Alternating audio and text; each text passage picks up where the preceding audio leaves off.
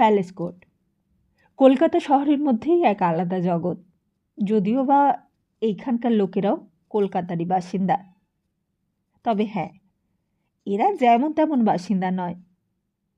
এরা merchant party, এরা নামজাদা লোক। এরা আর 5 জন মানুষের গিনতিতে আসে না। এখানে বাস করে ঘোষাল সাহেবের মতো লোকেরা। আর ঘোষ বাড়ির কুললক্ষ্মী এসে উঠেছে এই প্যালেস কোর্টে।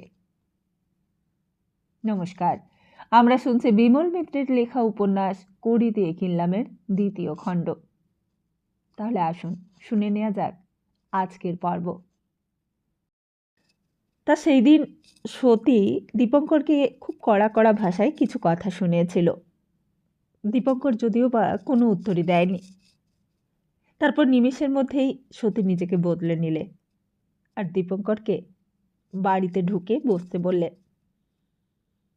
দীপঙ্কর বসল, ঘরের চারদিকটা চেয়ে দেখতে লাগলো।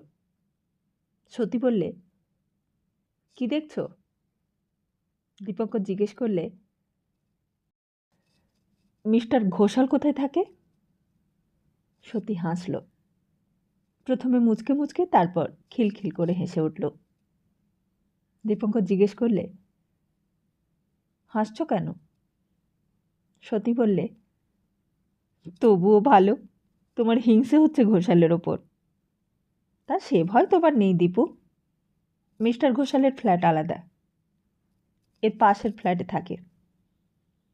তোমার মতন তার চরিত্র অত দুর্বল নয়, অনেক স্ট্রং ক্যারেক্টারের লোক মিস্টার ঘোষাল। তাকে হিংসে করে কোনো লাভ নেই তোমার। দীপঙ্কর বললে, আমি হিংসে করতে আসিনি, তার সঙ্গে আমার হিংসের সম্পর্কও নয়। সতী শুধরে দিলে, বললে, প্রভু ভৃত্যের সম্পর্ক, এই তো? তারপর দীপঙ্করের মুখের চেহারা দেখে বলে উঠল, তুমি আবার কথাটা শুনে রেগে যেও না। নিজে চাকরি না করলেও আমি জানি চাকরির ক্ষেত্রে এই সম্পর্কটা লজ্জারও নয়, অপমানেরও নয়। অযোগ্য লোকের আন্ডারে কাজ করে অপমান বোধ করলে আখেরে তাকে পস্তাতেই হয়। তাতে রাগ করতে নেই, চাকরি ক্ষেত্রে ওটাই নিয়ম। দীপঙ্কর বাধা দিয়ে বললে, চাকরির কথা থাক, আমি এসেছি একটা অন্য কথা বলতে। সতী বললে, তোমার চেহারা দেখে বুঝতেই পারছি মাসিমা মারা গেছেন। তা ভালোই হয়েছে, বেঁচে থাকলে আমার এই ব্যাপার শুনে তিনি কষ্টই পেতেন। দীপঙ্কর বললে, তিনি না হয় বেঁচে গেছেন কষ্ট থেকে, কিন্তু আমি যে কষ্ট পাচ্ছি সতী। সতী বললে, না, আর কষ্ট পেও না। যে কষ্ট থেকে আমি মুক্তি পেয়েছি সেই কষ্টটার কথা মনে করেও তোমাদের আনন্দ পাওয়া উচিত। দীপঙ্কর বললে, কিন্তু কথা তো তা নয়। তুমি জানো না, একটা সংসার আজ ভেঙে যেতে বসেছে তোমার জন্য। তোমার জন্যই একটা বংশ ছারখার হতে চলেছে। শম্ভুর সঙ্গে রাস্তায় দেখা হয়েছিল, সে তোমাকে খুঁজে বেড়াচ্ছে চারিদিকে।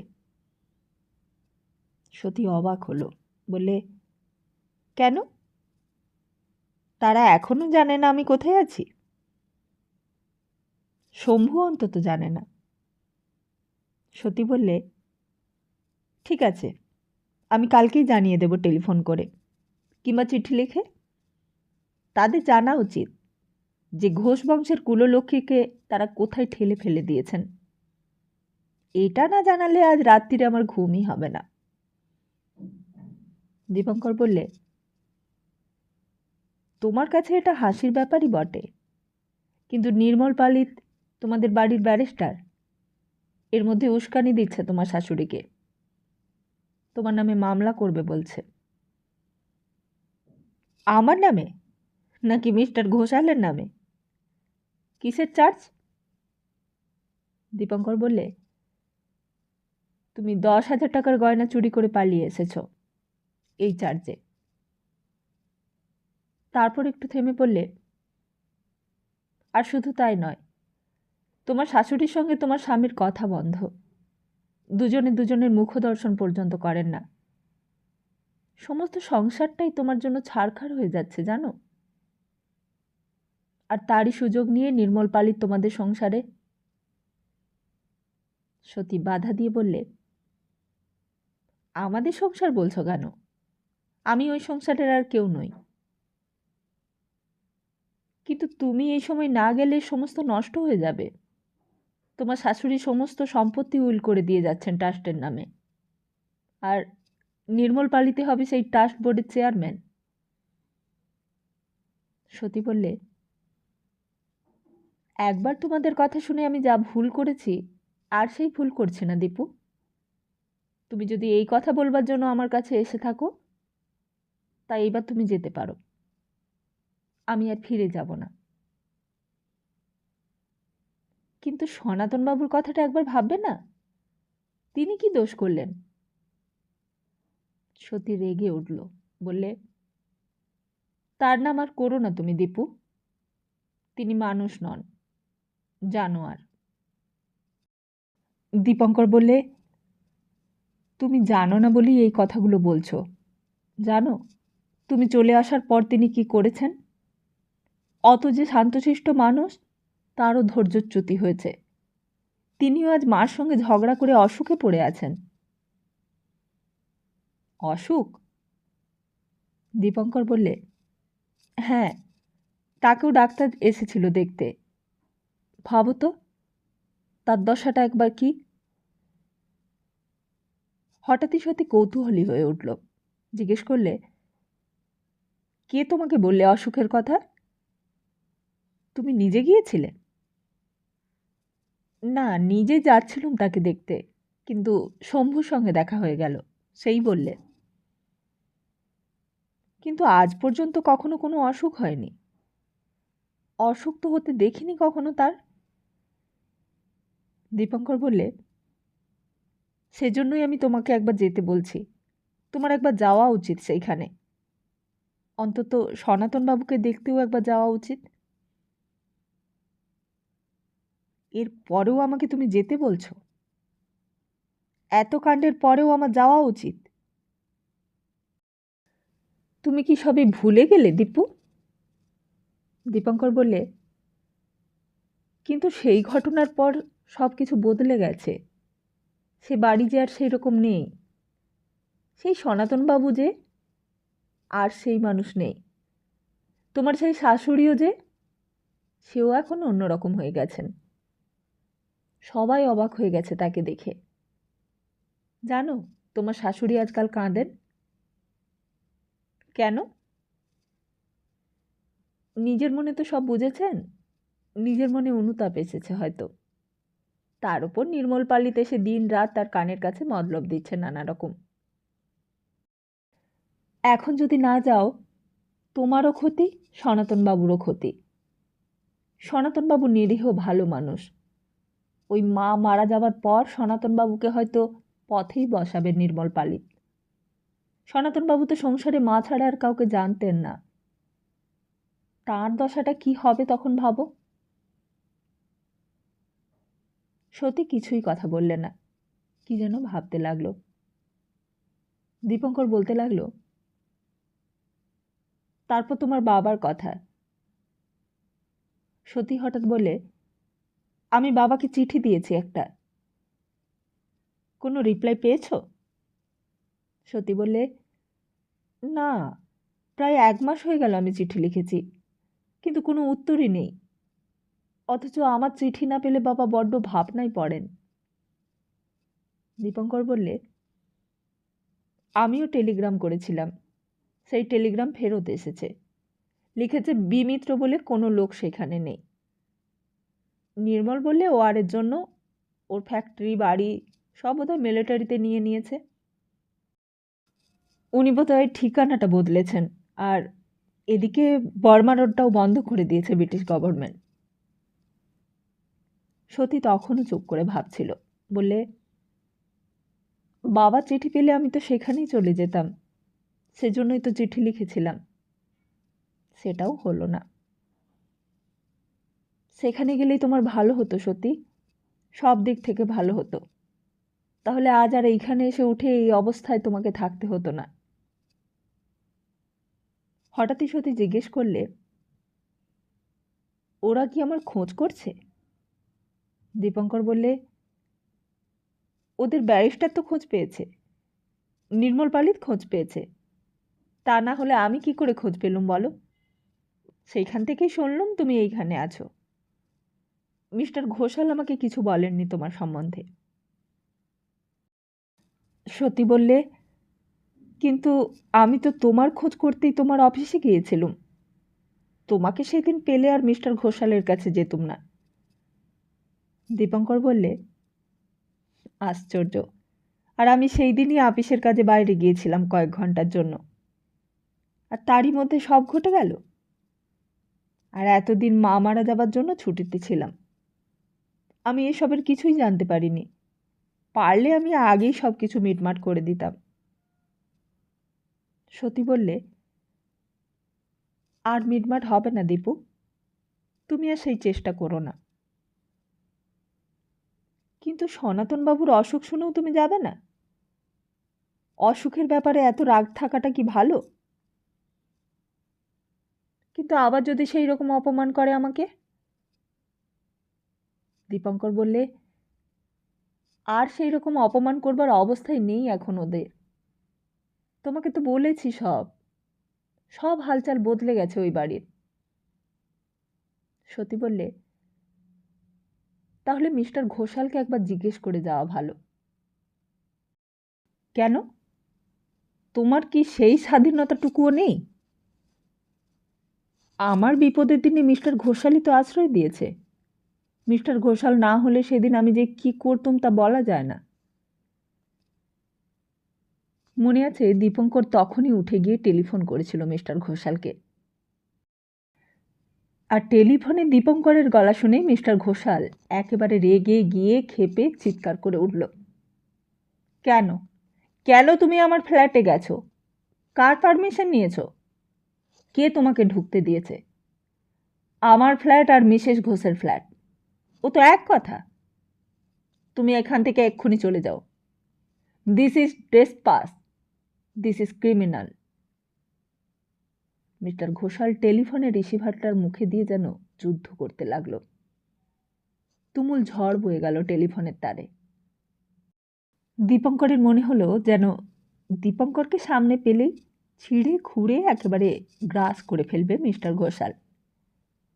শেষকালে রিসিভারটা ছুঁড়ে ফেলে দিয়ে বললে, আমি এক্ষুনি যাচ্ছি, ওয়েট।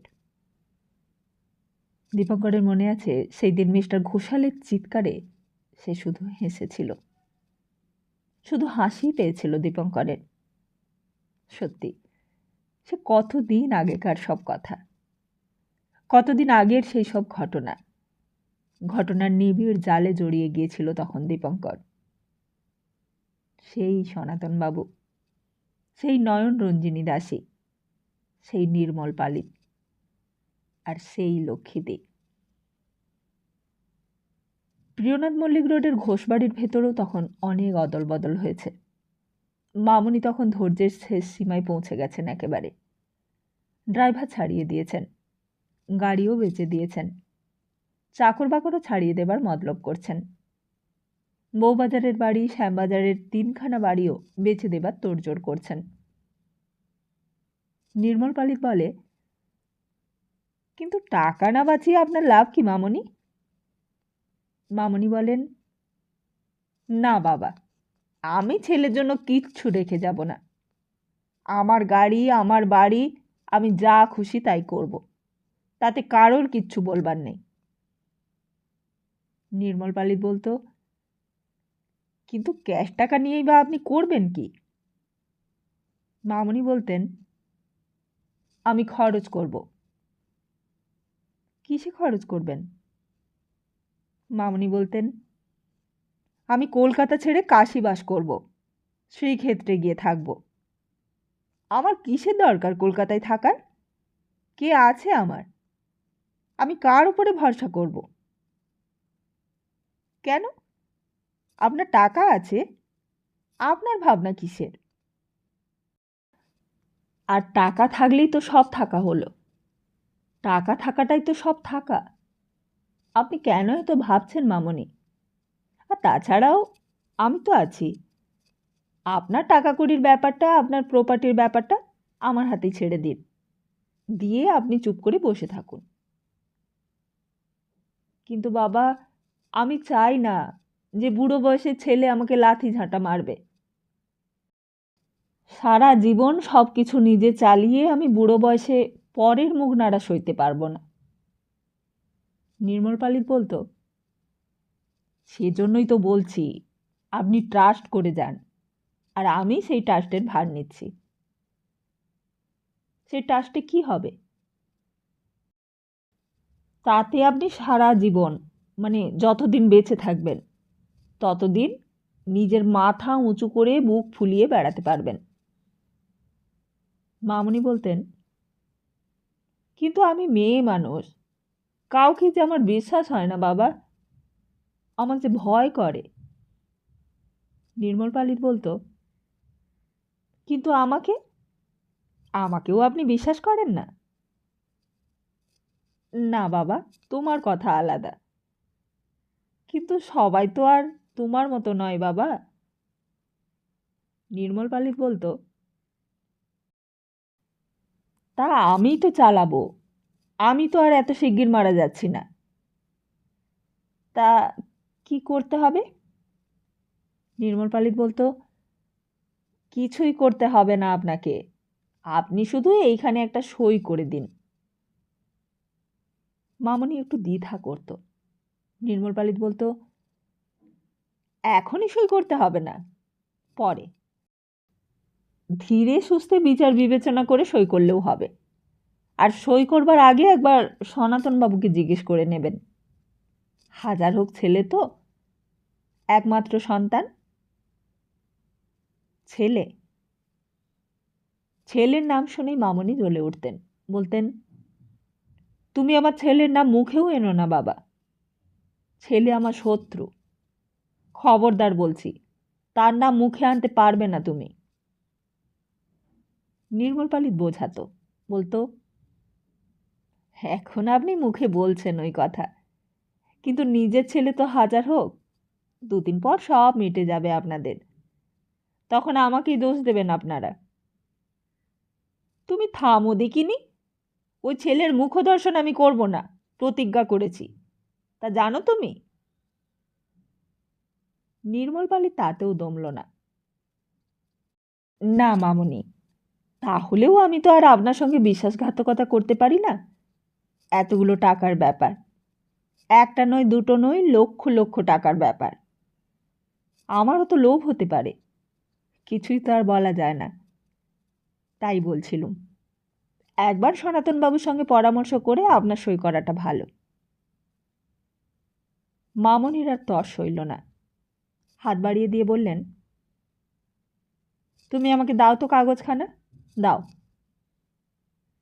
নির্মল আস্তে আস্তে ডিটখানা বাড়িয়ে দিলে, বললে, না মামনি, আমার তবুও সন্দেহ যাচ্ছে না। আমার মনে হচ্ছে আমি যেন ঠকিয়ে নিচ্ছি আপনার কাছ থেকে। মামনি ততক্ষণে কাগজের ওপর সই করে দিয়েছেন। মোটা মোটা অক্ষরে লিখে দিয়েছেন, শ্রীমতী নয়ন রঞ্জিনী দাসী। আর ঠিক সেই মুহূর্তেই পৃথিবীর মানচিত্রে নতুন রং লাগানো শুরু হয়ে গেল। নেপোলিয়নের পর পৃথিবীর আর কোনো দেশপট এমন করে মানচিত্রের মূল ধরে নাড়া দিতে পারেনি। নরওয়ে থেকে স্পেন পর্যন্ত যত পোর্ট, যত সিকোস্ট আছে, সব বেহাত হয়ে গেল একে একে। ইটালির মেডিটারেনিয়ানের রাস্তা বন্ধ করে দিয়েছে। লিবিয়া আর ইথিওপিয়ার ইটালিয়ানরা ইজিপ্ট দখল করবার তোড়জোড় করছে। ইজিপ্ট দখল করে সুয়েজ নেবে, সুয়েজের পর এডেন, তারপর নেবে টিউনিস, তারপর ফ্রেঞ্চ মরক্কা। আর সেই মুহূর্তেই মাথায় হাত দিয়ে বসেছে ব্রিটিশ।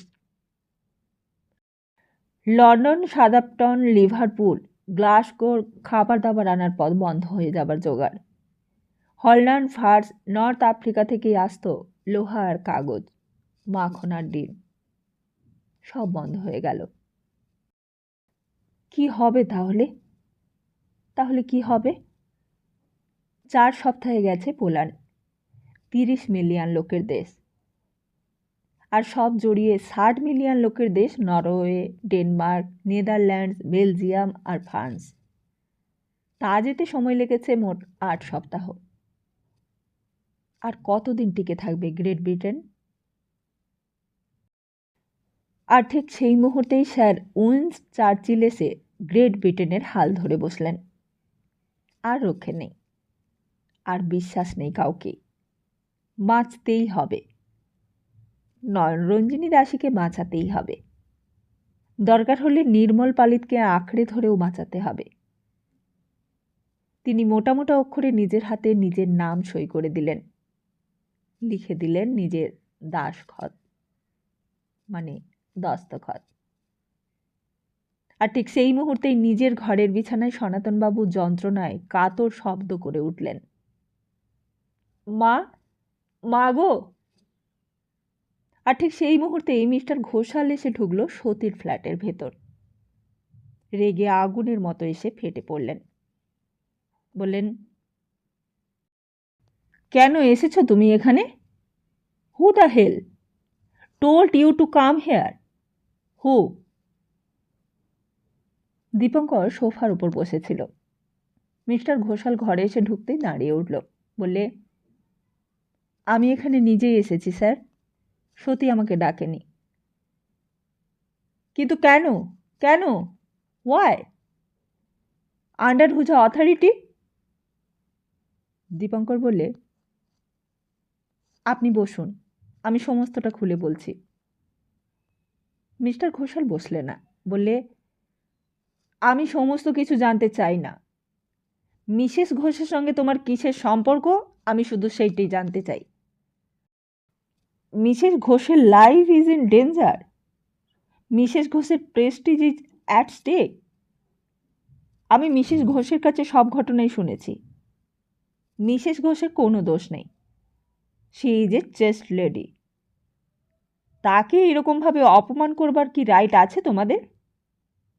জানো, আমি তোমার নামে ট্রেসপাসের চার্জ আনতে পারি। মিসেস ঘোষের মডেস্টি আউটরেজের চার্জে প্রসিকিউট করতে পারি। কিন্তু সে তো মিথ্যে কথা। মিস্টার ঘোষাল গর্জে উঠল। বললে, কে বললে মিথ্যে কথা? জানো, টাকা খরচ করলে মিথ্যেকে সত্যি করা যায় মডার্ন ওয়ার্ল্ডে। আমার টাকা আছে, আমি টাকার জোরে তোমাকে মিথ্যেবাদী লায়ার প্রমাণ করতে পারি। সেই রকম অ্যাডভোকেট আছে কলকাতা শহরে। টাকার জোরে সাক্ষী, লয়ার, প্রসিকিউশন সবই পাওয়া যায়। তা জানো নিশ্চয়ই। I can buy justice. বিচার কেনা যায়, তা তো তুমি জানোই। দীপঙ্কর চুপ করে রইল।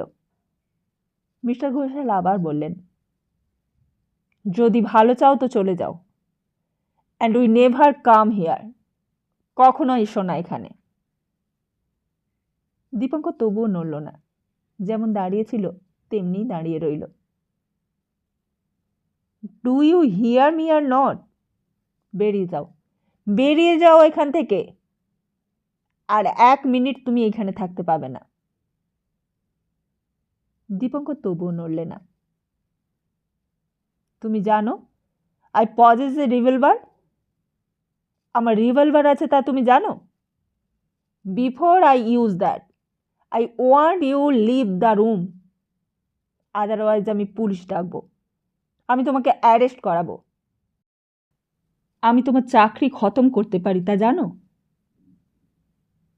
মিস্টার ঘোষাল যেন বাঘের মতো ঘরের ভেতর ছুটোছুটি করতে লাগলো, অস্থির হয়ে পায়চারি করতে লাগলো, যেন দীপঙ্করকে ছিঁড়ে খুঁড়ে খাবে, আছড়ে কামড়ে নিঃশেষ করে ফেলবে একেবারে। তবুও দীপঙ্কর ধীর স্থির হয়ে পাথরের মতো দাঁড়িয়েই রইল সেইখানে।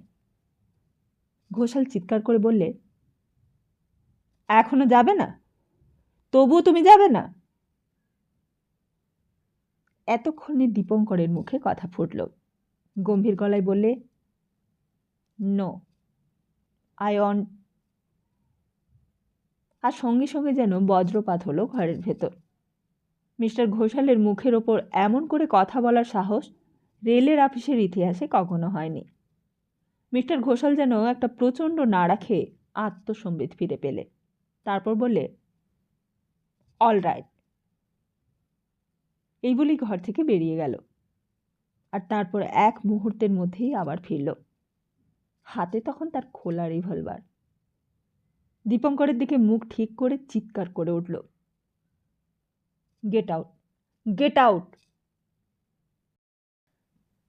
দীপঙ্কর সেই দিকে শান্ত দৃষ্টিতে চেয়ে উত্তর দিলে, নো, আই ওয়ান্ট। আর সঙ্গে সঙ্গে কি ঘটত তা বলা যায় না। দীপু! হঠাৎই সতী আর থাকতে পারল না, একেবারে দীপঙ্করের উপর ঝাঁপিয়ে পড়ল। বললে, তুমি কি করছো দীপু? কি করছো তুমি? তুমি যাও এখান থেকে, যাও। দীপঙ্কর সতীর মুখের দিকে একবার চাইলে, তারপর বললে, না। সতী দীপঙ্করের হাত ধরে টানতে লাগলো। দীপঙ্করকে টেনে বাইরে নিয়ে যাওয়ার চেষ্টা করলে। বললে, পাগলামি করো না দীপু, তুমি কি পাগল হয়ে গেলে? তুমি যাও না, যাও, চলে যাও। দীপঙ্কর তবুও বলতে লাগলো, না, আমি যাব না।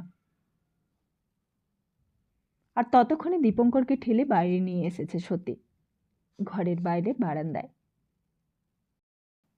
তুমি চলে যাও এখান থেকে, কি পাগলামি করছো বলো তো? দীপঙ্কর বললে, পাগলামি আমি করছি নাকি তুমি করছো? বেশ, তোমার কথাই সই, আমি পাগলামি করছি। কিন্তু তোমার পায়ে পড়ি দীপু, তুমি চলে যাও, এখানে আর কথা বাড়িও না, চলে যাও। দীপঙ্কর সতীর মুখের দিকে গম্ভীর দৃষ্টিতে চেয়ে দেখলে। বললে, কিন্তু তোমাকে এই অবস্থায় ফেলে রেখে কি করে চলে যায় তাই বলো? সতী তখনও ঠেলছে দীপঙ্করকে। বললে, তুমি আর কথা বাড়িও না দীপু, তুমি চলে যাও এখান থেকে, যাও। দীপঙ্কর বললে, যেতে আমার কোনো আপত্তি নেই, কিন্তু মিস্টার ঘোষাল ভাবে আমি ওর রিভলভার দেখে ভয় পেয়েছি। ওসব কথা থাক, তুমি যাও, যাও এখন। দেখছো না ও একটা জানোয়ার, একটা পশু, ও সব করতে পারে। দীপঙ্কর অবাক হয়ে গেল। বললে, কিন্তু তুমি তুমি তো ওই জানোয়ারের কাছেই থাকবে। আমার কথা ছেড়ে দাও দীপু, এটাই আমার কপাল। আমার কথা তুমি আর ভেবো না, আমার যা হবার তা হোক, কিন্তু তুমি চলে যাও, চলে যাও তুমি, আর কখনো এসো না। এই বলেই দীপঙ্করকে ঠেলে একেবারে বারান্দার শেষ প্রান্তে নিয়ে গেল। তারপর হঠাৎ দীপঙ্করকে রেখেই নিজের ঘরের মধ্যে ঢুকে দরজায় খিল লাগিয়ে দিলে। দীপঙ্কর সেইখানে দাঁড়িয়ে অন্ধকার বারান্দার দিকে চেয়ে হতবুদ্ধি হয়ে গেল। কোথাও যেন কোনো শান্তি নেই, কোথাও যেন কোনো সান্ত্বনা নেই, শুধুই অলস অকর্মণ্য দেহটাকে কোনো রকমের বয়ে বেড়ানো। এমন করে এত আগ্রহ করে কার ভালো সে চেয়েছিল? কার মঙ্গল কামনা করেছিল সে? কার ভালোর জন্য সে দিন রাত নিজের বিশ্রাম, নিজের স্বাচ্ছন্দ্যকে জলাঞ্জলি দিয়েছে? সে কি সতী? সেই ঈশ্বর গাঙ্গুলি লেনের সেই প্রথম দেখা মেয়েটি? রাস্তায় ব্ল্যাক আউটের অন্ধকার। কোথায় কত দূরে যুদ্ধ বেঁধেছে টাকার, যুদ্ধ বেঁধেছে প্রতিষ্ঠার, যুদ্ধ বেঁধেছে অস্তিত্বের, যুদ্ধ বেঁধেছে প্রতিযোগিতার, দম্ভের আর ক্ষমতার। এইখানে এই ভারতবর্ষের কলকাতা শহরেও তার ছোঁয়াচ এসে লেগেছে। ট্রামে বাসে তারই নির্লজ্জ প্রমাণ। কলকাতা থেকে পালাতে হবে, এখানে জাপানিরা বোমা ফেলবে, শহর ভাঙবে, সব গুঁড়ো হয়ে যাবে। অস্বাস্থ্যকর গুজবে ভরে গেছে কলকাতার বাতাস। কোথাও শান্তি নেই, কোথাও সান্ত্বনা নেই। সমস্ত পৃথিবীটাই যেন দীপঙ্করের অন্তরাত্মার মতো বিক্ষুব্ধ হয়ে উঠেছে, বিষাক্ত হয়ে উঠেছে। হঠাৎই লক্ষ্মীদের কথা মনে পড়ল। সমস্ত পৃথিবীর মধ্যে লক্ষ্মীদি যেন কেবল এই অবস্থায় তাকে একটু সান্ত্বনা দিতে পারে। সত্যি তো, লক্ষ্মীদি ছাড়া আর কে আছে তার? গাঙ্গুলিবাবু নেই, মিস মাইকেল নেই, মা ছিল তাও নেই। সতীর চিন্তা ছিল, তাও আজ মুছে গেল। আর এখন আছে শুধু লক্ষ্মীদি। লক্ষ্মীদি হয়তো এখন এই মুহূর্তে খুবই ব্যস্ত। এখন সেই তার সব এসে হয়তো জড়ো হয়েছে লক্ষ্মীদির ঘরে। সেই গভর্নমেন্ট অফিসার সুধাংশু, সেই চৌধুরী, সকলের নাম জানে না দীপঙ্কর। হয়তো সেই দিনকার মতো ফাউল রান্না হচ্ছে, মাংসের গন্ধে ভরে যাচ্ছে বাড়ি। আর সেই দাতার বাবু হয়তো পাশের ঘরে কোট প্যান্ট পরে সেজেগুজে পুতুলের মতো বসে আছে। তা হোক, তবুও আজকের এই সতীর ঘটনাটা লক্ষ্মীদিকে বলা ভালো। লক্ষ্মীদিকে খবরটা দেওয়া উচিত। সেই গড়িয়াহাটা লেভেল ক্রসিং, সেই ভূষণ গেটম্যান লাল সিগন্যালটা জ্বালিয়ে গেটটা বন্ধ করে জানালায় দাঁড়িয়ে আছে। হয়তো 70 নাপ আসবে। এই তো 70 নাপ আসবার টাইম হয়ে গেছে। কিন্তু লক্ষ্মীদির বাড়ির সামনে যাবার আগেই দূর থেকে জায়গাটা দেখে দীপঙ্কর থমকে দাঁড়ালো। এত লোক সামনে দাঁড়িয়ে আছে। কি হলো ওখানে? কি হলো? কোনো বিপদ হলো নাকি? কোনো দুর্ঘটনা? যাবে কি যাবে না দ্বিধা হতে লাগলো। যদি দাতার বাবুর কোনো দুর্ঘটনা হয়ে থাকে, যদি লক্ষ্মীদির কোনো বিপদ হয়ে থাকে, যদি দীপু! ভিড়ের মধ্যে থেকে এগিয়ে এলো লক্ষ্মীদি। দীপঙ্কর অবাক হয়ে লক্ষ্মীদিকে দেখল, যেন আর চেনাই যায় না। আবার যেন সেই আগেকার মতো চেহারা হয়ে গেছে, সেই কলেজে পড়বার সময়কার মতো। শাড়িতে গয়নায় ঝলমল করছে লক্ষ্মীদি। পান খেয়েছে জর্দা দিয়ে, হাতের কবজিতে ঘড়ি, খোপায় ফুল, ঠোঁটে রং। আর একটু পরে এলে দেখা হতো না। তারপর পাশের একজনকে ডেকে বললে, এই দেখো কে এসেছে। আরে দীপু বাবু! একেবারে হাত জড়িয়ে ধরেছে দাতার বাবু। দীপঙ্করও দাতার বাবুকে দেখে অবাক হয়ে গেল। এ সেই দাতার বাবু? এমন চেহারা হয়ে গেছে? কোট প্যান্ট টাই, সিগারেট খাচ্ছে দাতার বাবু সেই আগেকার মতো। দাতার বাবু বললেন, কি হয়েছে তোমার দীপু বাবু? লক্ষ্মীদিও একেবারে ঘনিষ্ঠ হয়ে দীপঙ্করের দুটো কাঁধে হাত রেখে বললে, কি রে, কি হয়েছে তোর? অন্য যারা পাশে দাঁড়িয়েছিল তারাও এক দৃষ্টে দেখতে লাগলো দীপঙ্করের দিকে। দীপঙ্করের কেমন যেন অস্বস্তি লাগলো। সুধাংশু এগিয়ে এলো দীপঙ্করের দিকে, হাতে সিগারেটের টিনটা এগিয়ে দিয়ে দীপঙ্করের দিকে বললে, নিন মিস্টার সেন। লক্ষ্মীদি বললে, আরে তুমি কাকে কি দিচ্ছ? দীপঙ্কর স্মোক করে না। সবাই অবাক হয়ে গেছে। সিগারেট খায় না? এমন ভদ্রলোকও আছে নাকি এই যুগে? সুধাংশু বললে, আমিও আগে খেতুম না মিসেস দাতার, কিন্তু যেদিন থেকে ড্রিঙ্ক করছি সেদিন থেকেই স্মোক করতে আরম্ভ করে দিলুম। দাতারবাবু বললেন, দীপুবাবু বরাবরই গুড বয়। লক্ষ্মীদি বললে, তুমি তো জানো না দীপু এখন রেলওয়ের মস্ত অফিসার। সুধাংশু বললে, আপনি মিস্টার ঘোষালকে চেনেন নাকি মিস্টার সেন? আমার ফ্রেন্ড, আমরা কন্টিনেন্টে একসঙ্গে ছিলুম। শেষে দীপঙ্কর বললে, আমি তাহলে এখন আসি লক্ষ্মীদি। লক্ষ্মীদির শাড়িতে দামি সেন্টের গন্ধ বেরোচ্ছে। বললে, তুই যাবি? দীপঙ্কর বললে, হ্যাঁ, আরেকদিন আসবো। লক্ষ্মীদি বললে, কিন্তু একটু সকাল সকাল আসিস। আজকাল সন্ধেবেলা রোজ বাড়িতে থাকি নাকি না। এই দেখ, এই গাড়িটা কিনলুম। গাড়ি? দীপঙ্কর আকাশ থেকে পড়ল। লক্ষ্মীদি বললে, 15,000 টাকা পড়ল। কিনলে ভালো জিনিসই কেনা উচিত, কি বল? এই দেখ না, 1940 মডেল। সুধাংশুর এই মডেলটাই বেশি পছন্দের। সুধাংশু বললে, কি বলেন মিস্টার সেন? মিসেস দাতার বলেছিলেন মেরুন কালারটাই নাকি ভালো। আমি বললাম বটল গ্রিন। গ্রিনটাই মিসেস দাতারকে বেশি মানায় না? আপনি কি বলেন? দীপঙ্কর একটু হাসল, তারপর বললে, আমি তাহলে আসি লক্ষ্মীদি। তুই যাবি? লক্ষ্মীদি দীপঙ্করের সঙ্গে একটু এগিয়ে এলো, দল ছাড়িয়ে একটু দূরে। বললে, কিছু কন্ট্যাক্ট পেয়েছি বুঝলি, ওই মিলিটারির কন্ট্যাক্ট। জানিস, সুধাংশু এখন সাপ্লাই ডিপার্টমেন্টের ডাইরেক্টর হয়ে গেছে। যত সব কন্ট্যাক্ট পাচ্ছে সবই আমাকে দিচ্ছে। টাকা আসছে তাই গাড়িটা কিনে নিলাম। আর দেখলি তো দাতারবাবুও কেমন ভালো হয়ে গেছে। আমি তাহলে আসি লক্ষ্মীদি।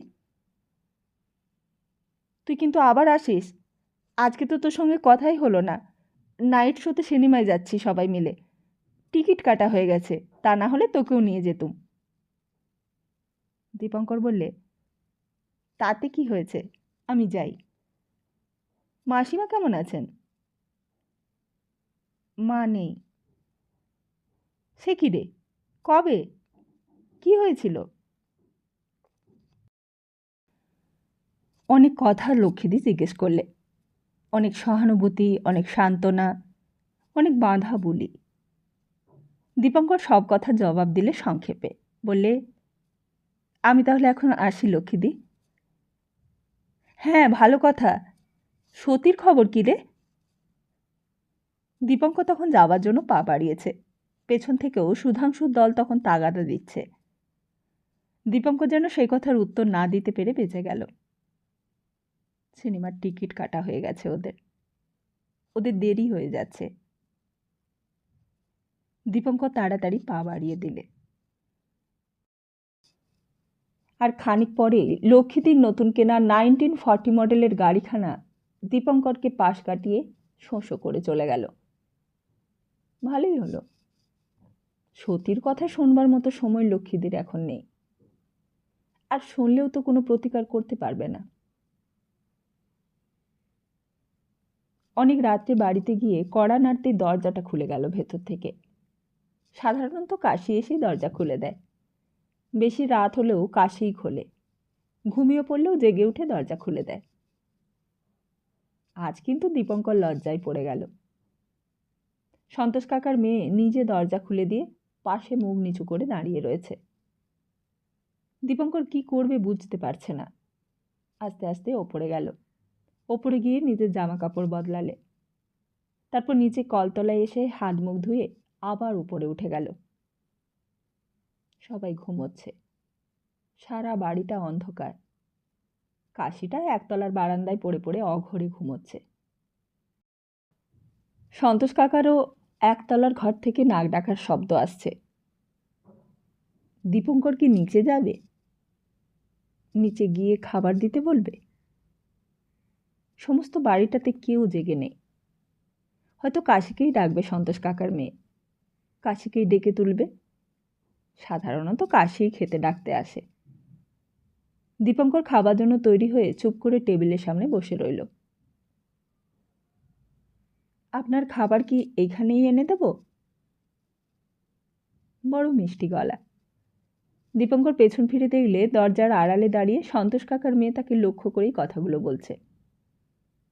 দীপঙ্কর তাড়াতাড়ি দাঁড়িয়ে উঠে বললে, না না, আমি নিচেই খাবো, ওপরে আনবার দরকার নেই। তারপর তাড়াতাড়ি নিচে এসে দেখলে তখনও খাবার দেওয়া হয়নি। দীপঙ্কর সেইখানে দাঁড়িয়েই কি করবে তাই ভাবতে লাগলো। সন্তোষ কাকার মেয়ে ততক্ষণে তাড়াতাড়ি ভিজে ন্যাকড়া দিয়ে জায়গাটা মুছে দিয়েছে। একটা আসনও পেতে দিয়েছে। তারপরে এক গ্লাস জলও দিলে। দীপঙ্কর লক্ষ্য করলে সন্তোষ কাকার মেয়ে যেন থরথর করে কাঁপছে। তাড়াতাড়ি করতে গিয়ে যেন আর সামলাতে পারছে না নিজেকে। তারপর ভাতের থালাটা এনে রাখতেই কি যে হয়ে গেল। হাত থেকে থালাটা পড়ে গিয়ে ঝনঝন করে একটা বিকট শব্দ হলো, আর থালার অর্ধেক ভাত ছড়িয়ে ছিটকে ছত্রখান হয়ে গেল চারিদিকে। এক মুহূর্তে যেন একটা বিপর্যয় ঘটে গেল হঠাৎই। আর সন্তোষ কাকার মেয়ে সেই দৃশ্য দেখে একেবারে লজ্জায় সংকোচে এতটুকু হয়ে গেছে। দীপঙ্কর দেখলে সন্তোষ কাকার মেয়ের চোখ দিয়ে ঝরঝর করে জল গড়িয়ে পড়ছে। আর সেই শব্দে ঘুম ভেঙে গেছে কাশির, ঘুম ভেঙে গেছে সন্তোষ কাকার। সন্তোষ কাকা ঘর থেকে চিৎকার করে উঠেছে, কে রে, কি পড়লো ওখানে? কাশিও উঠে এসেছে। সন্তোষ কাকাও কাঁচা খোঁচা সামলাতে সামলাতে একেবারে সামনে এসে হাজির। এসে একেবারে দীপঙ্করের মুখের দিকে আর একবার ক্ষীরির মুখের দিকে চাইলে। কি হলো, ভাত পড়লো কি করে? তারপর দীপঙ্করের মুখের দিকে চেয়ে কি যেন সন্দেহ হলো, বললে, কি করেছো বলো? তুমি মেরেছো ক্ষীরিকে? তুমি মারলে আমার মেয়েকে? ক্ষীরি তাড়াতাড়ি গিয়ে বাবার হাতটা ধরলে, বললে, না বাবা, না না, আমার হাত থেকে পড়ে গেছে থালাটা। কিন্তু পড়লো কেন? এমনি পড়ে গেছে বাবা, আমি বুঝতে পারিনি। সন্তোষ কাকা দীপঙ্করের মুখের দিকে আবার চাইলে, তারপর বললে, এখন কি খাবে? দীপঙ্কর চুপ করেই দাঁড়িয়েছিল। এইবার ওপরের সিঁড়ির দিকে উঠে গেল, বললে, আপনি ব্যস্ত হচ্ছেন কেন? আমার খিদে নেই। ব্যস্ত হচ্ছি কেন? বেশ তো কথা। আমার মেয়ে রান্নাবান্না করলে, খাটলে খুঁড়লে, আর তুমি খেতে পেলে না। আমি ব্যস্ত হব না? আমি ভাববো না তো কে ভাববে শুনি? আমার মেয়ে যে দিনরাত ঝিয়ের মতো খাটছে, রাঁধুনির মতো উনুনের ধোঁয়ায় দেহ কালি করে ফেলছে, তার বেলায় তো তুমি ভাবছো না?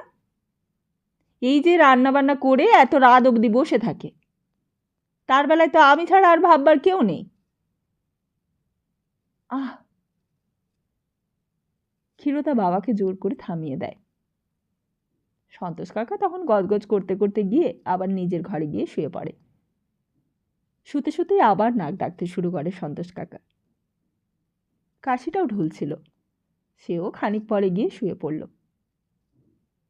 আর দাঁড়িয়ে থাকতে পারলে না। ক্ষীরতা তখন কি করবে আর বুঝতে পারলে না। একটা বেড়াল পাঁচিল টপকে এসে দাঁড়ালো উঠোনের মধ্যে। তারপর ক্ষীরতাকে দেখে যেন একটু সংকোচ করতে লাগলো। তারপর আরো একটু এগিয়ে গেল, তারপর আরো। ক্ষীরতা চুপ করে সেখানে দাঁড়িয়ে নিজের কথা ভাবছিল। হঠাৎই নজর পড়ল বেড়ালটার দিকে। বেড়ালটা আরো এগিয়ে গেল, একেবারে ভাতের কাছাকাছি। আস্তে আস্তে পা বাড়িয়ে ভয়ে ভয়ে এগোতে লাগলো। ক্ষীরতা তখনও এক দৃষ্টি দেখছে, বেড়ালটা ভাতগুলো খাচ্ছে ভয়ে ভয়ে। ক্ষীরতার মতোই ভীতু বেড়ালটা। নিজের ঘরে গিয়েও দীপঙ্করের মনে হলো সন্তোষ কাকার মেয়ে বোধহয় তখনও না খেয়ে আছে, হয়তো সেও আজ খাবে না।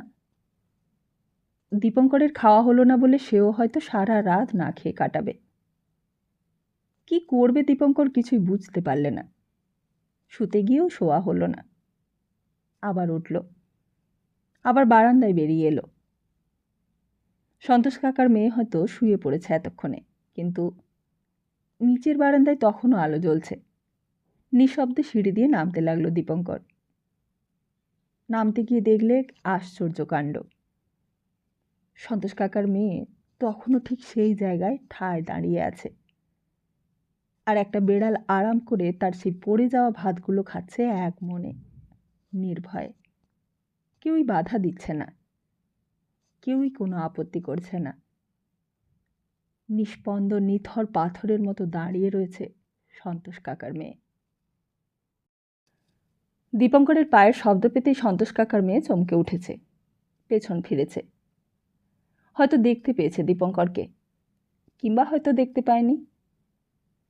কিন্তু দীপঙ্কর তার আগেই নিজের ঘরে গিয়ে দরজায় খিল বন্ধ করে দিলে।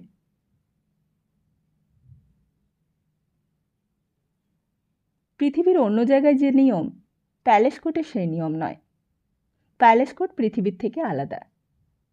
দিনের বেলাও পৃথিবী থেকে বিচ্ছিন্ন, রাত্রেও তাই। এইখানে বাস করলে কোথা দিয়ে সকাল হয়, কোথা দিয়ে রাত হয়, টের পাবার দরকার নেই। যারা এখানে থাকে তারা এই পৃথিবীরই মানুষ নয়।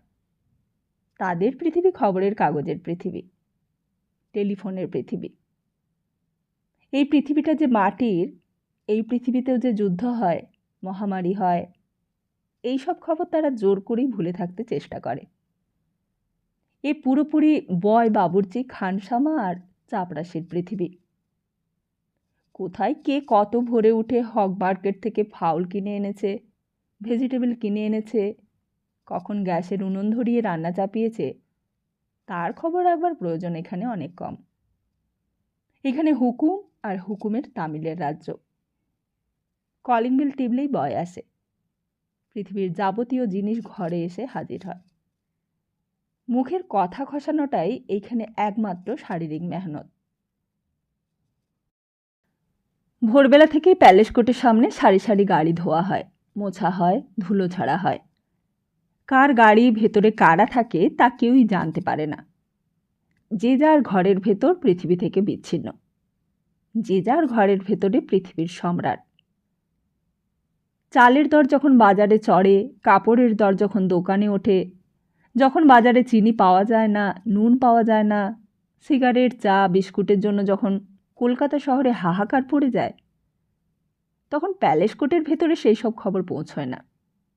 প্যালেস কোর্টের পৃথিবী তখন কলকাতা শহরের মধ্যে অনড় অচল স্থিতধী হয়ে মহাকালের অক্ষয় মহিমা ঘোষণা করে। প্যালেস কোর্ট ঈশ্বর গাঙ্গুলি লেন নয় যে কেউ কাউকে চিনবে। প্যালেস কোর্ট ফ্রি স্কুল স্ট্রিটও নয় যে কেউ কাউকে ঈর্ষা করবে। প্যালেস কোর্ট গড়িয়াহাটাও নয় যে কেউ কাউকে আকর্ষণ করবে। আবার প্যালেস কোর্ট স্টেশন রোডও নয় যে কেউ কাউকে ভালোবাসবে। প্যালেস কোর্ট প্যালেস কোর্টই। কলকাতা শহরে প্যালেস কোর্টই প্যালেস কোর্টের তুলনা। প্যালেস কোর্টের হদিশ বলা শক্ত। চৌরঙ্গি থেকে বেরিয়ে কোন রাস্তায় ঢুকে কোন রাস্তার মোড়ে প্যালেস কোর্ট, তা প্যালেস কোর্টের বাসিন্দারাই জানে। আর জানে তারা যারা প্যালেস কোর্টের ফ্ল্যাট বাড়িতে প্রমোশন পাবার জন্য উন্মুখ। ছোট বেটে মতো একটা লোক তরতর করে চেনা লোকের মতো ঢুকে পড়ল প্যালেস কোর্টের ভেতর। তারপর যথাস্থানে গিয়ে বেল টিপতেই একজন বেরিয়ে এলো। কাকে চাই? মিস্টার ঘোষালকে। ড্রেসিং গাউন পরা মিস্টার ঘোষাল বেরিয়ে এলো, মুখে চুরুট। হুজুর, আমি আসছি মিস্টার পালিতের কাছ থেকে। মিস্টার এন পালিত, বারেটল। আপনার কি একটু সময় হবে? বড্ড জরুরি দরকার ছিল তার। হবে, কিন্তু সকাল 9টার আগে, নট আফটার দ্যাট। তাই সই। পরদিন কাটায় কাটায় ঠিক 9টার সময় নির্মল পালিতের গাড়ি এসে ঢুকলো প্যালেস কোর্টের উঠোনে। এক লাফে নামলো গাড়ি থেকে নির্মল পালিত। তারপর তরতর করে ভেতরে ঢুকে গেল সিগারেট ধরিয়ে। মিস্টার ঘোষাল খবর পেয়ে বেরিয়ে এলো ড্রেসিং গাউন পরে। বলে, আমি কি মিস্টার পালিত বারেটলের সঙ্গে কথা বলছি? Yes mister Ghoshal. বসুন বসুন। আপনার সঙ্গে পরিচয় হয়ে খুব খুশি হলুম। বলুন, what can I do for you? Nirmal Palit তখন বসে পড়েছে। একবার চারিদিকে ভালো করে চাইলে, হাতের ব্যাগটা রাখলে একধারে। তারপর বললে, প্রথমেই বলে রাখি মিস্টার ঘোষাল, আমি এসেছি প্রফেশনাল কলে। আমি প্রিয়নাথ মল্লিক রোডের মিসেস ঘোষের অ্যাপয়েন্টেড লয়ার। আমি তারই ব্রিফ নিয়েছি। আমি আপনাকে কি হেল্প করতে পারি বলুন? I am ready. বলছি মিস্টার ঘোষাল, আপনার সাহায্যের জন্যই তো এসেছি। অবশ্য আপনি ভেরি বিজি ম্যান, তা আমি জানি। আপনি রেলওয়ের এক রেসপন্সিবল গেজেটেড অফিসার। আপনাকে বেশি বুঝিয়ে বলতে হবে না, তাও জানি।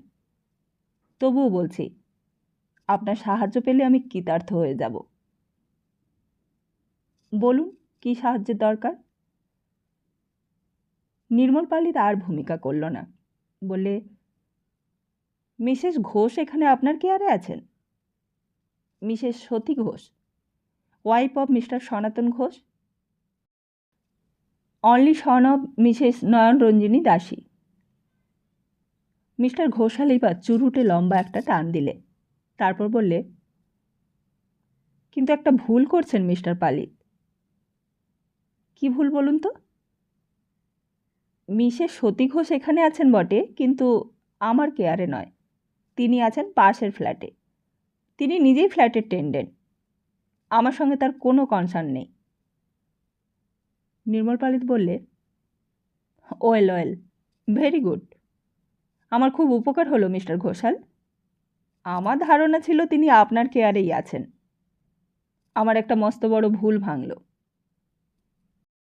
বলি নির্মল পালিত আবার চুরুটে টান দিলে, আর একটা কথা মিস্টার ঘোষাল, মিসেস ঘোষ যে এখানে আছেন তার জন্য আপনি তাহলে মোটেই দায়ী নন।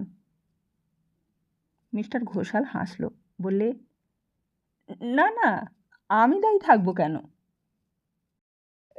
না, তাই জিজ্ঞেস করছি। আর একটা কথা, আপনি তাকে সঙ্গে করে এখানে নিয়ে আসেননি? না না, আমি কেন তাকে এখানে নিয়ে আসতে যাব? তিনি আমার কে? তার সঙ্গে আপনার আগে কোনো পরিচয় ছিল না? না না, তা কি করে থাকবে? নির্মল পালিত বললে, দেখেছেন, আমি সব ভুল ইনফরমেশন পেয়েছিলাম। ভাগ্যিস আপনি সব সত্যি কথা বললেন। আদারওয়াইজ মিসেস ঘোষ তো বড় মুশকিলে পড়তেন, আর অকারণে আপনাকেও লিটিগেশনের মধ্যে জড়িয়ে পড়তে হতো। কেন? আমি কেন জড়িয়ে পড়তুম? নির্মল পালিত বললে, তা বুঝি জানেন না? আমাকে যে কেস করতে হবে আপনার নামে। আমার পয়েন্ট অফ আর্গুমেন্ট হচ্ছে, আপনি মিসেস ঘোষকে এখানে লুকিয়ে রেখেছেন, আর তার সঙ্গে আছে 10,000 টাকার অর্নামেন্ট। আপনি না বললে তো খুব মুশকিলে পড়েছিলাম। এই বলেই উঠে পড়ল নির্মল পালিত, বললে, আমাকে ক্ষমা করবেন মিস্টার ঘোষাল, আপনার ভ্যালুয়েবল সময়টা নষ্ট করলাম বলে। মিস্টার ঘোষাল বললে, তাহলে আর মামলা করছেন না? করব, কিন্তু আপনার বিরুদ্ধে নয়। মামলা হবে মিসেস ঘোষের বিরুদ্ধে। কেন? কোন চার্জে? নির্মল পালিত বললে, শাশুড়ির 10,000 টাকার গয়না নিয়ে পালিয়ে আসার চার্জে। মিসেস ঘোষ স্বামীর অমতে, শাশুড়ির অমতে এখানে এসে উঠেছেন। কিন্তু সেটা আপনি প্রমাণ করবেন কি করে? হাও? প্রমাণ আছে আমার হাতে মিস্টার ঘোষাল। প্রমাণ না থাকলে কি আর কথা বলি? মিসেস ঘোষের হাজব্যান্ডই সাক্ষী দেবেন মিসেস ঘোষের বিরুদ্ধে। আর মিস্টার ঘোষাল বললে, কিন্তু শাশুড়ির অত্যাচারে কোনো ম্যারিড লেডির শ্বশুরবাড়ি থেকে বেরিয়ে আসার রাইট নেই বলতে চান? আছে, নিশ্চয়ই আছে, কিন্তু গয়না চুরি করে নিয়ে আসাটার তো রাইট নয়। কিছুই চুরি করবার রাইট নেই তার। কিন্তু মিসেস ঘোষ যে গয়না চুরি করেছেন, এ কথা আপনাকে কে বললে? নির্মল পালিত বললে, বলেছে আমার ক্লায়েন্ট। আর তাছাড়া আমি তো নিজের চোখে দেখতে পাচ্ছি যে তিনি এখানে 250 টাকার ফ্ল্যাট ভাড়া দিচ্ছেন। এ টাকা নইলে কোত্থেকে পাচ্ছেন তিনি? আপনি তো আর দিচ্ছেন না। আপনার কেয়ারেও তিনি নেই। তার তো অন্য কোনো সোর্স অফ ইনকামও নেই। মিস্টার ঘোষাল বললে, না, থাকলেও আমি জানি না। তা তিনি তো চাকরি করেন না কোথাও। মিস্টার ঘোষাল বললে, বোধ হয় না। চাকরি করলে অবশ্য আমার বিল্ড করা শক্ত হতো। চাকরি করলে অবশ্য বলতে পারতেন যে তিনি অফিসের মাইনে থেকে ফ্ল্যাটের ভাড়া দিচ্ছেন, আর তা না হলে ধরে নিতে হচ্ছে যে তিনি তার গয়না বেচে চালাচ্ছেন। আর নয়তো আপনি তার হয়ে টাকাটা দিচ্ছেন মাসে মাসে, অর্থাৎ আপনার কেয়ারে তিনি আছেন। অর্থাৎ আপনার বিরুদ্ধেও একটা চার্জ আসতে পারে, অ্যাডালিটির। নির্মল পালিত একটু থেমে বললে, আচ্ছা, আমি তাহলে আসি মিস্টার ঘোষাল। বিরক্ত করলুম বলে আমাকে ক্ষমা করবেন আপনি। বলেই নির্মল পালিত চলে যাচ্ছিল। হঠাৎই মিস্টার ঘোষাল বাধা দিলে, বললে, আচ্ছা মিস্টার পালিত, এইসব কেসে কি হতে পারে? পানিশমেন্ট কি হতে পারে? নির্মল পালিত বললে, তা আমি আর কি করে বলবো বলুন মিস্টার ঘোষাল, সে ট্রাইং ম্যাজিস্ট্রেটই বলতে পারে। এই বলে নির্মল পালিত চলে যাবার উদ্যোগ করতেই মিস্টার ঘোষাল আবার বললে, একটা কথা মিস্টার পালিত। বলুন। এ সম্বন্ধে আমরা একটা টার্মস অফ সেটেলমেন্টে আসতে পারি না? নির্মল পালিত একটু থমকে দাঁড়ালো খানিকক্ষণ, তারপর বললে, টার্মস অফ সেটেলমেন্ট মানে আপনি টাকা দিয়ে মিটিয়ে নিতে চান? কিন্তু মিসেস ঘোষের শাশুড়ি তাতে রাজি নাও হতে পারেন, মিসেস ঘোষের হাজব্যান্ডও রাজি নাও হতে পারেন। তবে আপনি যখন বলছেন তখন আমি তাদের বলে দেখতে পারি, কিন্তু তাতে কোনো ফল হবে বলে আমার মনে হয় না মিস্টার ঘোষাল। তাদের তো টাকার অভাব নেই, তারা মিলেনিয়ার লোক। কিন্তু আপনি? আমি? নির্মল পালিত যেন চমকে উঠল, বললে, আপনি আমাকে মিথ্যেই অব্লিগেশনে ফেলছেন মিস্টার ঘোষাল। আমি এই কেসের জন্য অলরেডি পেপারস তৈরি করে ফেলেছি। এতে অনেক টাকা ইনভলভড হয়ে গেছে। কত টাকা? নির্মল পালিত বললে, তা অন্তত 5,000, 5,000 টাকার মতন জড়িয়ে পড়েছে অলরেডি। ধরুন টাকাটা যদি আমি দিই আপনাকে। নির্মল পালিত যেন চিন্তিত হবার ভান করলে। মিস্টার ঘোষাল বললে, আপনি ব্যস্ত হচ্ছেন কেন মিস্টার পালিত? আপনি একটু বসুন। আসলে তো ওদের পেছনে বিধবা মেয়ে মানুষ ছাড়া আর কেউ নেই। আপনি যদি কেসটা একটু ম্যানিপুলেট করেন তাহলেই সব চুকে যায়। আর 5,000 যদি কম বলে মনে হয়, 6,000 দিচ্ছি। আমি চাই না মিসেস ঘোষকে নিয়ে একটা কিছু পাবলিক স্ক্যান্ডাল হয়। সেটা কি আর আমি চাই? না, সেই জন্যই বলছি, মিসেস ঘোষ একজন রেসপেক্টেবল লেডি, তাকে নিয়ে স্ক্যান্ডাল হলে পাবলিক হাসবে। আর সেই জন্যই তাকে আমি এইখানে শেল্টার দিয়েছি। তার অবস্থা যদি আপনিও দেখেন আপনারও দয়া হবে, পিটি হবে তার উপর। তা তাকে কি ডাকবো এখানে? নির্মল পালিত বললে, না, ডাকবার আর দরকার কি। বিশেষ করে একজন রেসপেক্টেবল লেডিকে আমি কোর্টে টানা হেজড়া করতে চাই না। আর সেজন্যই তো কোর্ট কেস ফাইল করবার আগেই আপনার কাছে এলাম। মিস্টার ঘোষাল তারপর তাড়াতাড়ি ভেতরে উঠে গেল। একটু পরেই আবার বেরিয়ে এসে মিস্টার পালিতের হাতে একটা প্যাকেট গুঁজে দিলে, বললে, আমি ক্যাশই দিয়ে দিলাম।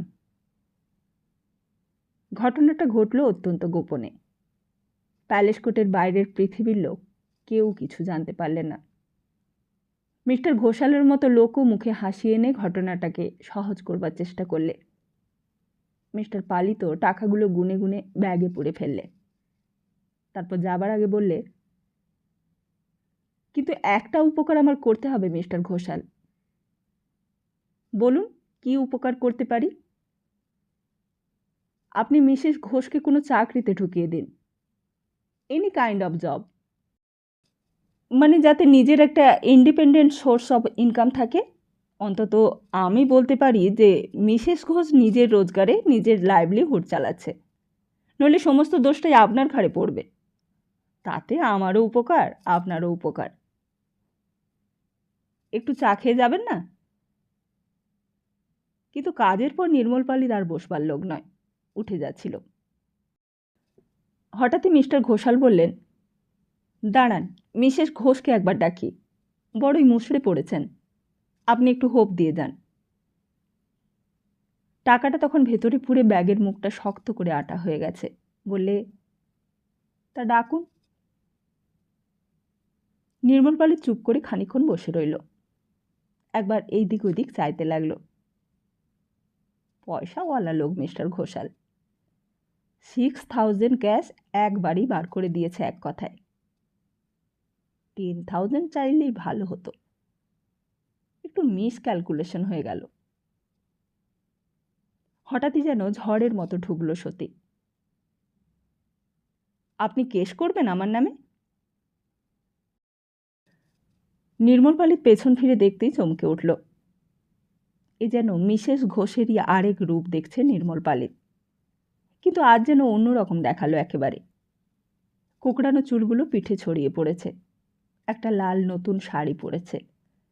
ঘরের ভেতর যেমন অবস্থাতেই ছিল তেমনিভাবেই বেরিয়ে এসেছে। মিস্টার ঘোষালও পেছন পেছন ভেতরে ঢুকেছে। আপনি কেস করবেন বলে ভয় দেখাতে এসেছেন এইখানে? নির্মল দাঁড়িয়ে উঠল, বললে, আসুন মিসেস ঘোষ, বসুন। সতী বললে, না, আমি বসতে আসিনি। আমি জিজ্ঞেস করছি, আপনি কি আমাকে ভয় দেখাতেই এখানে এসেছেন? নির্মল পালিত বললে, এটা আপনি কি বলছেন মিসেস ঘোষ? আমি তো আপনার ভালোর জন্যই খবরটা দিতে এসেছিলাম। আর তাছাড়া আমার তো প্রফেশন এটাই। কিন্তু কারোর ক্ষতি হয়, কারোর সর্বনাশ হয়, এটা আমি চাই না। আমাকে মামলা করতে বললেন আপনারই শাশুড়ি, আপনার নামে। আমি ব্রিফও তৈরি করেছি সেই রকমভাবে, কিন্তু ভাবলাম এও তো একটা স্ক্যান্ডাল। এত বড় একটা ফ্যামিলির নামে স্ক্যান্ডাল টড়বে, সেটা কি আর ভালো? সতী বললে, না, আমি চাই আমার নামে মামলা হোক।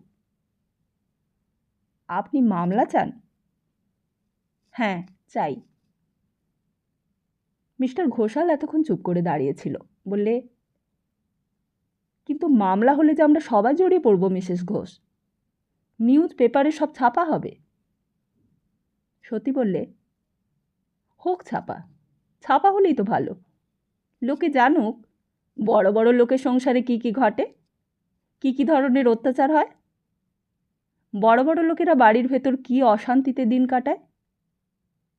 লোকে জানে তারা বড় আরামে থাকে, গাড়ি চড়ে বেড়ায়, সুখে দিন কাটায়, কিন্তু তাদের জীবনেও যে কত অসহ্য অশান্তি থাকে তা বাইরের লোকেদের জানা উচিত। নির্মল পালিত বললে, কিন্তু তাতে আপনার কি লাভ মিসেস ঘোষ? আমার লাভ আছে বলেই আমি বলছি। মিস্টার ঘোষাল বললে, এক্স্যাক্টলি সেসব বাইরের লোকেদের জানানো দরকারটাই কি? বাইরের লোকেরা বড় লোকেদের স্ক্যান্ডাল শুনে মিছিমিছি হাসাহাসি করবে। আমি তো এটাই চাই, তারা হাসাহাসি করুক, জানুক সব লোকে। আর কতদিন চাপা থাকবে? একদিন না একদিন সব জানাজানি হয়ে যাবে। কিন্তু সে তো স্ক্যান্ডাল, স্ক্যান্ডাল কি প্রকাশ হওয়া ভালো? সতী বললে, হ্যাঁ, ভালো। আর এই স্ক্যান্ডাল হলো বলেই আমি বাড়ি থেকে চলে এসেছি প্যালেস কোর্টে। স্ক্যান্ডাল না হলে ওদের কিসের শাস্তি হতো? মিস্টার ঘোষাল বললে, কিন্তু তাতে তো আপনিও জড়িয়ে পড়বেন মিসেস ঘোষ। আর শুধু আপনি নন, আমিও। সতী বললে, আমার কথা আপনি ভাববেন না মিস্টার ঘোষাল। আমি সমস্ত স্ক্যান্ডেলের ওপরে উঠে গেছি।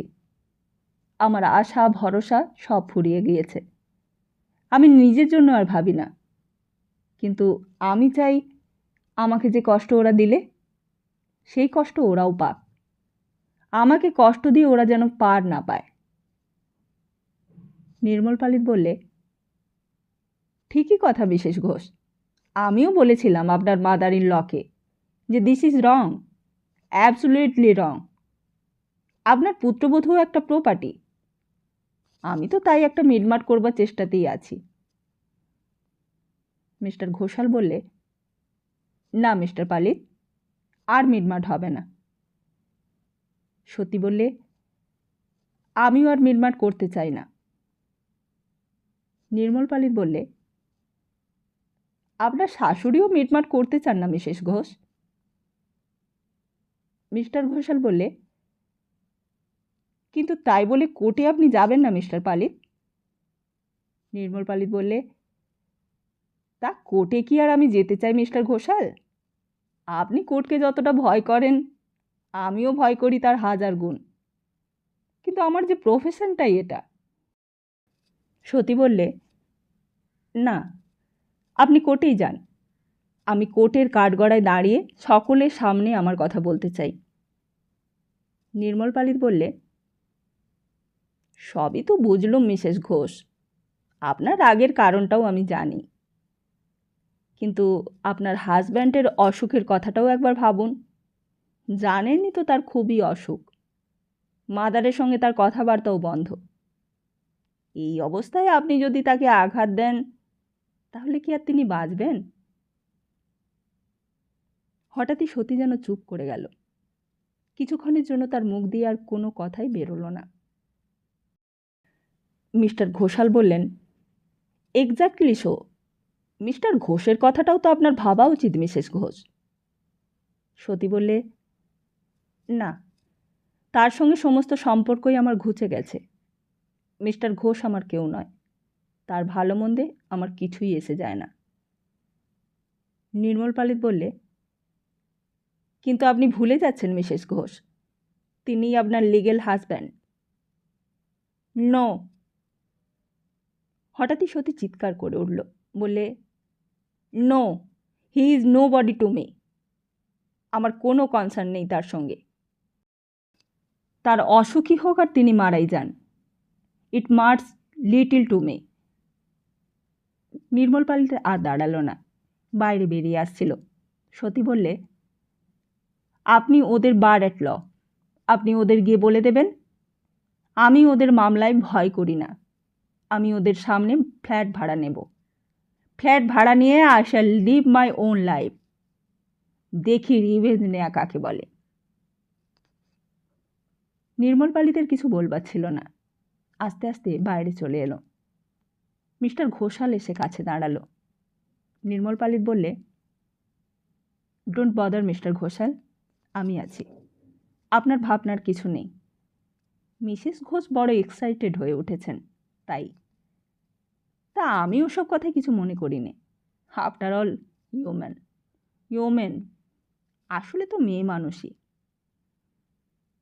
এই বলেই নির্মল পালিত নেমে গেল রাস্তায়। তারপর হঠাৎ আবার উঠে এলো ওপরে। কি যেন একটা বলতে ভুলে গেছে। বললে, একটা কথা বলতে ভুলে গেছি মিস্টার ঘোষাল। বলুন। আপনি যেন মিসেস ঘোষকে আবার বলবেন না এই টাকার কথাটা। জানেনই তো, ম্যান আর women plaything, women is devils. এই বলেই নির্মল পালিত একটা শয়তানি হাসি হেসে উঠল হো হো করে। নমস্কার।